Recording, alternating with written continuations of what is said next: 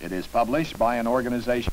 It is, at this instant, being distributed throughout the United States by dedicated hardcore communist agents and their dupes.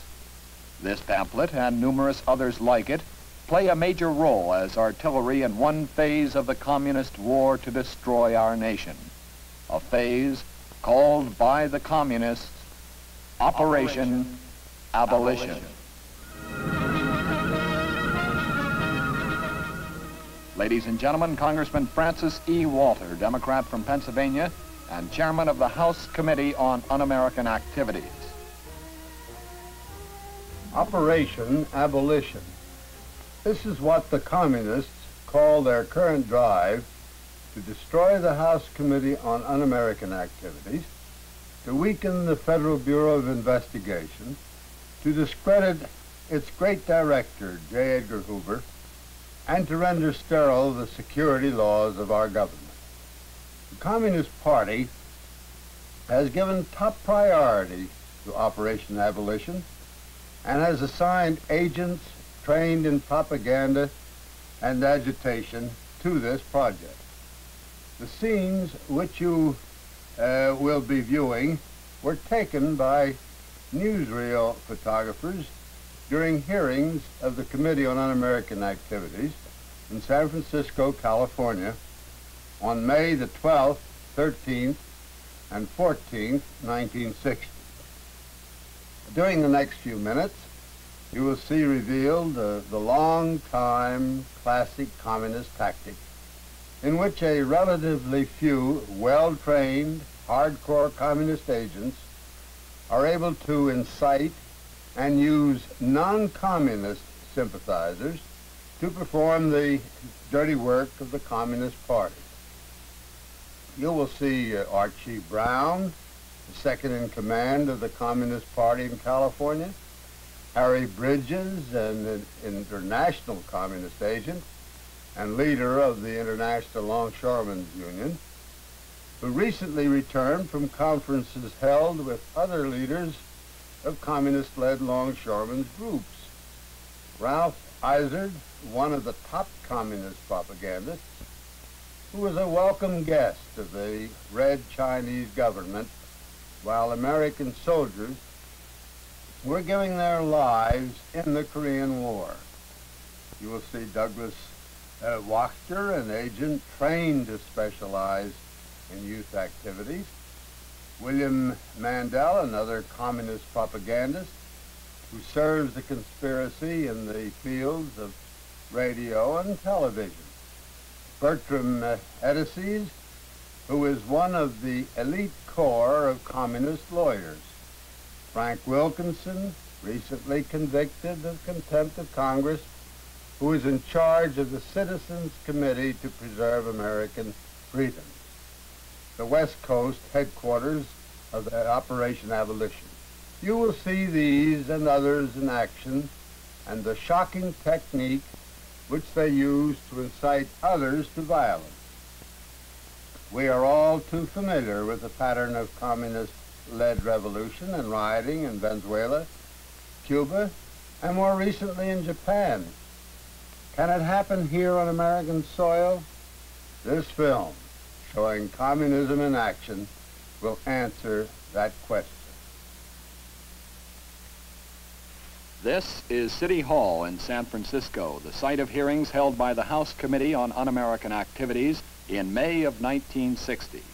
This is the chosen battlefield of the Communist Party's most organized and violent attack on the committee since the launching of the Operation Abolition campaign on September 20th, 1957. Congressman Walter, chairman of the full committee, designated Congressman Edwin E. Willis of Louisiana as chairman of a subcommittee charged with the investigation of Communist Party activities in the Northern California area. Other members of the subcommittee are Congressman Morgan M. Mulder of Missouri, Congressman August E. Johansson of Michigan, and Congressman Gordon H. Scherer of Ohio. In an interview with the press, Congressman Willis explains more fully the reasons for the hearings. What we are here to do is to gather information, as we are ordered to do, by an act of Congress with respect to the general operation of the communist conspiracy, wherever it may lead. It's a mandate. That law has been on the books for probably over 20 years.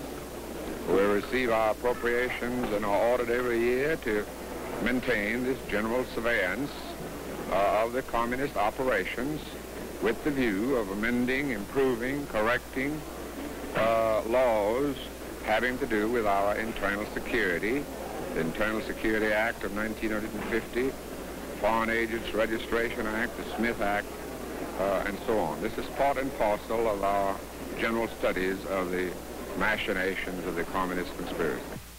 The communist apparatus activated its trained agitators and propagandists in the San Francisco Bay Area months before the scheduled hearings were to begin.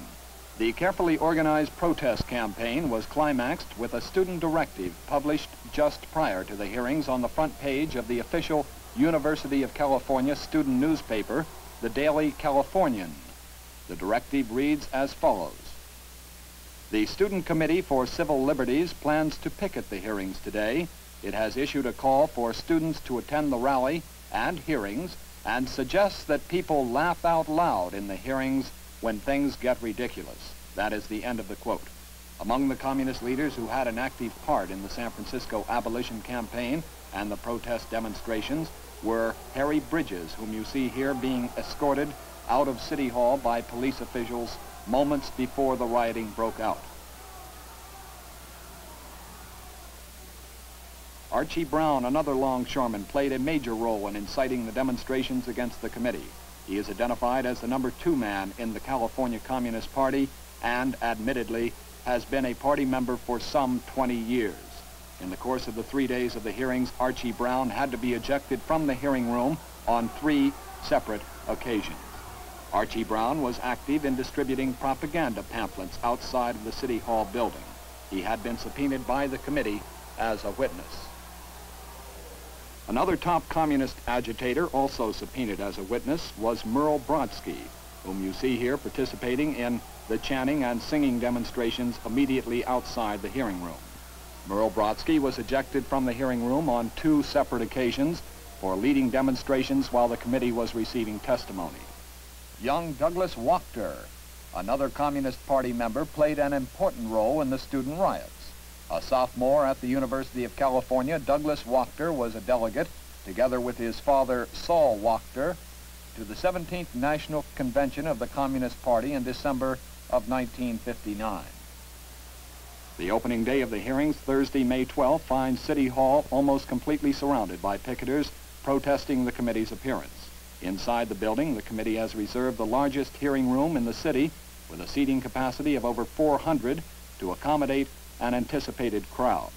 Upon request, the committee has issued nearly 100 passes to individuals representing various patriotic and religious groups, and the remainder of the chambers is filled with students, longshoremen, and the wives and relatives of subpoenaed witnesses.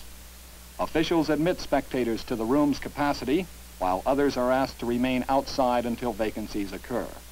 At this point, professional communist agitators in the halls begin leading the crowd in chants and songs while the committee attempts to conduct its proceedings inside. During the morning session, the student contingent, together with subpoenaed communists, succeeded in disrupting the committee hearings time and time again. Shortly after 11 o'clock, Chairman Willis is forced to ask police to eject Archie Brown, several students, and Merle Brodsky from the hearing room.